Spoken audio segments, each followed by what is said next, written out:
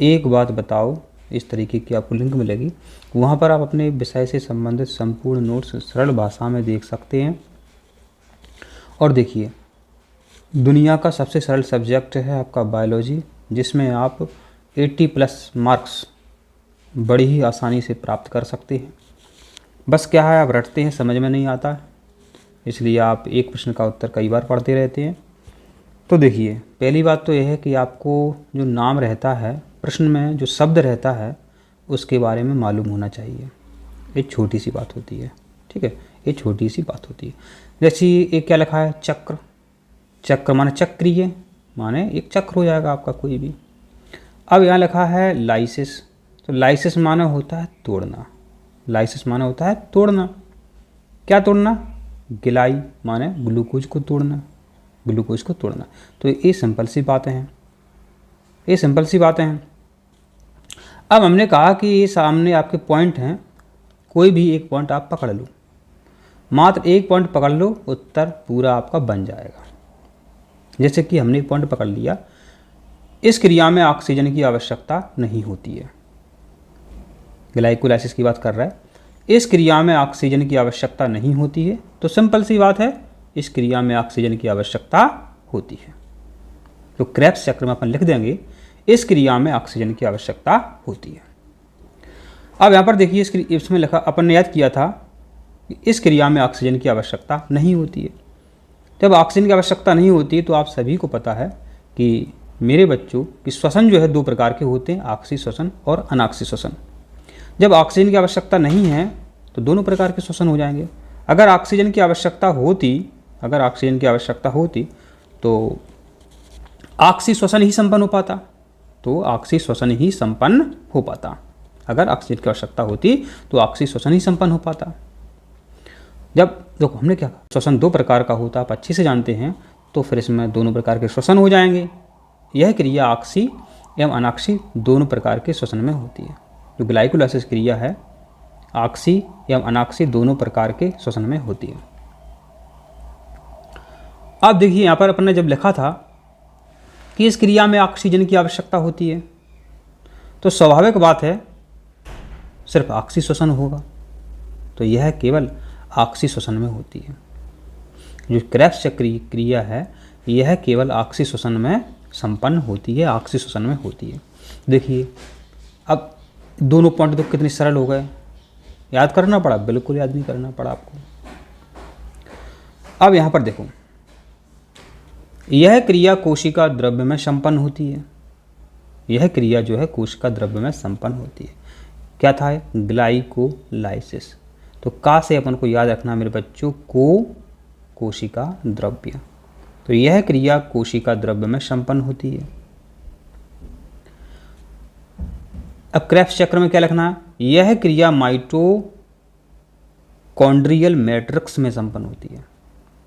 आप सभी को पता है कोशिका के प्रमुख अंग हैं, एक कोशिका द्रव्य है, एक माइटोकॉन्ड्रिया है, क्योंकि जो ऑक्सी श्वसन होता है माइटोकॉन्ड्रिया में होता है, क्योंकि इसमें F1 कण पाए जाते हैं।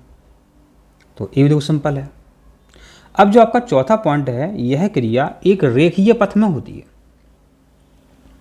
रेखीय पथ, एक रेखा माने एक लाइन, एक रेखा माने एक लाइन, सीधी सी लाइन। तो यह क्रिया एक रेखीय पथ में होती है, माने एक ऐसी लाइन में होती है। हमने क्या कहा था कि आपको सिर्फ एक पॉइंट पकड़ना है ऊपर का, जो हमने बताया था। अब इसको भूल जाओ, कैसे याद रखेंगे हम बता रहे हैं आपको। यह क्रिया एक रेखीय पथ में होती है। देखते हैं यहाँ क्या लिखा है, ग्लाइकोलाइसिस। लाइसिस, लाइन, क्या लिखा है? और लाइन कैसी होती है? सीधी रेखा में होती है लाइन। ये लिखा है लाइन, लाइन, लाइन, लाइन। तो यह क्रिया जो है एक लाइन में होती है, माने यह क्रिया एक रेखीय पथ में होती है, एक लाइन में होती है, एक रेखीय पथ में होती है। ये क्या लिखा है? चक्र। क्या लिखा है? चक्र। तो यह क्रिया एक चक्रीय पथ में होती है। बताओ क्या याद किया? कुछ अलग से अपन ने याद किया? नहीं किया।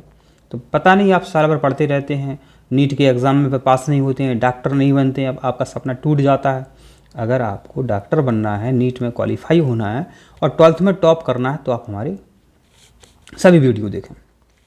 अब यहाँ पर देखिए, इसमें ग्लूकोज के एक अणु के विखंडन से पायरुविक अम्ल के 2 अणुओं का निर्माण होता है।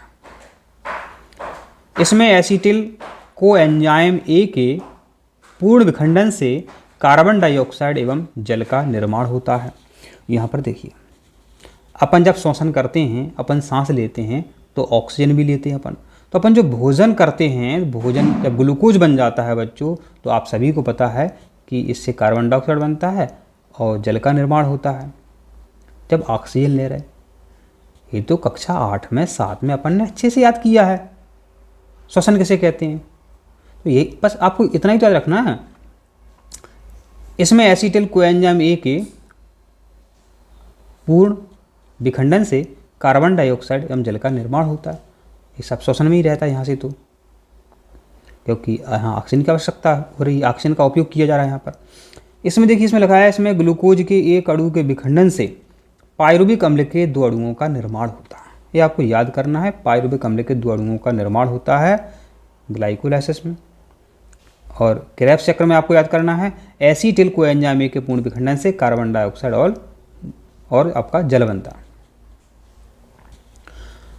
6वां पॉइंट याद करना है तो ठीक है, नहीं परीक्षा में 4 ही पूछे जाते हैं, 5 लिखना है 5 लिख दो। 6वां आप इसलिए बता रहे हैं कि ओटी में आ सकता है और आपका ये देखिए नीट में आपका तो आएगा ही, यही आता है नीट में, तो कठिन वाला ही पूछा जाता है।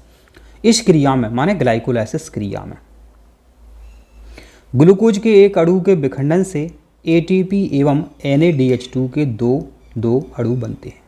माने ग्लाइकोलाइसिस में एक ग्लूकोज अणु का, अब देखिए एक यहाँ से शुरुआत कर रहा है।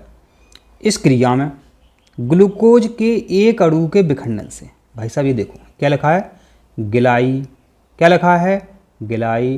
गिलाई का मतलब है बच्चों ग्लूकोज, गिलाई का मतलब है ग्लूकोज। तो यहाँ क्या अलग से लिखा उन्होंने, यही तो लिखा है ग्लूकोज। ग्लूकोज के एक अणु के विखंडन से ATP एवं NADH2 के 2 अणु बनते हैं। यहाँ देखिए आपने जी ऐसा 5वां पॉइंट याद कर लिया था, एसिटिल कोएंजाइम ए। तो यहाँ देखिए यही तो लिखा है, इस क्रिया में एसिटिल कोएंजाइम के 2 अणुओं से NADH2 के 6 अणु तथा FADH2 एवं ATP के 2 अणु बनते हैं। तो देखिए ये आपका आंसर था और आशा करते हैं आपको ये आंसर समझ में आया है। अब जो आपका नीट का एग्ज़ाम होता है वो यहाँ आपसे क्या करते हैं, फुल फॉर्म और पूछ लेते हैं। NADH2 का पूछ लेंगे आपसे, FADH2 का पूछ लेंगे। अगर आपको नहीं आता है तो आप कमेंट करके पूछ सकते हैं, नहीं ऐसी कोई दिक्कत नहीं है आपको। जब आप पूछेंगे तो हम बता देंगे। वैसे अगर आप समझना चाहते हैं इसका पूरा नाम समझ लूँ। ए का मतलब है एडिनोसिन और टी का मतलब है triphosphate. Adenosine triphosphate, adenosine triphosphate, समझ रहे। ए से एडिनोसिन, टी से ट्राई और पी से फास्फेट। अब एन का क्या है, निकोटिनामाइड, एडिनिन डाई न्यूक्लियोटाइड। दिख रहा है आपको, 2 निकोटिनामाइड एडेनिन डाई न्यूक्लियोटाइड हो गया आपका। अब यहाँ पर देखिए FADH2 का मतलब क्या है, फ्लेविन, F का मतलब है फ्लेविन एडेनिन डाई न्यूक्लियोटाइड। ये आपके परीक्षा में पूछे जाते हैं।